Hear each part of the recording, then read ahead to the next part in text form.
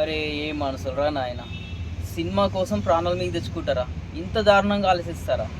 ఒకప్పుడు ఉండే సినిమా పిచ్చి అంటే, ఇప్పుడు 2 నెలలకే టీవీలోకి వస్తుంది, వారం రోజుల తర్వాత క్లియర్ అయిపోతుంది, ఒక నెల రోజులు కూడా ఆడట్లేవు సినిమాలు.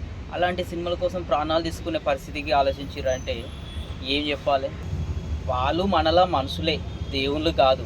అదే ఒక దేవుడు వస్తే అంతగానం జనాలు వెళ్తారా? భక్తి కోసం నెమ్మదిగా పద్ధతిగా క్యూలో వెళ్తారు ఓపికతో.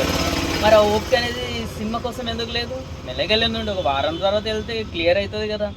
మనిషి అంటే ఇంత పిచ్చా?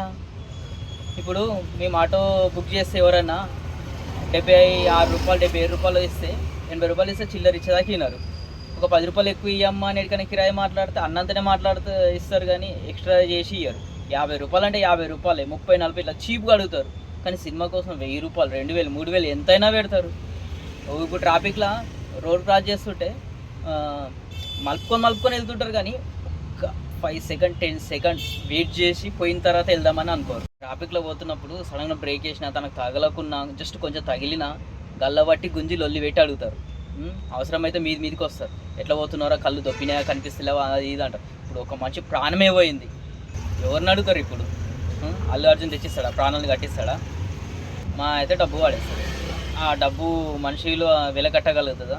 పాప మా అమ్మాయి ఎంత చాలా యంగ్గా ఉంది, వాళ్ళ బాబు పరిస్థితి కూడా సీరియస్ ఉంది. ఒక సినిమా కోసం ప్రాణాలు దాగం చేస్తుందని ఆమె కళలు కూడా అనుకోలేదు. ఆమె ప్రాణం పోతుందంటే సినిమా కూడా వచ్చి ఉండేది కాదేమో. ఇంత దారుణంగా ఆలోచించద్దు. మనకు కూడా ఉండాలి కొంచెం ఏమైనా. ఏందో అంటే Pushpa 2 cinema Sandhya theatre, artist cross road, Hyderabad. ఇది అల్లు అర్జున్ వచ్చినప్పుడు జరిగింది. దేవుళ్ళ కంటే మనుషులకు హీరోలు అంటేనే భక్తి ఎక్కువ అయిపోయింది.